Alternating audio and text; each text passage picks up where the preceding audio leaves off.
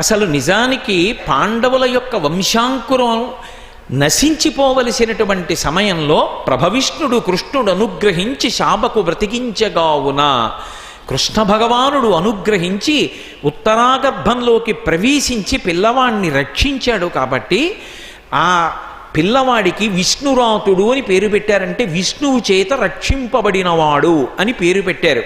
ఆయన గొప్ప భక్తి తత్పరుడు అయ్యాడు, మహాధర్మాత్ముడయ్యాడు.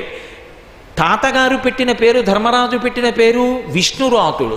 కానీ ఆ పిల్లవాడు ఏం చేసేవాడు, సభ తీర్చి పిల్లవాడిని తీసుకొచ్చి ఒళ్ళో కూర్చోబెట్టుకునేవాడు. ధర్మరాజు గారు ఒళ్ళో కూర్చోబెట్టుకుంటే అందరి వంక ఇలా పరీక్షగా చూస్తుండేవట.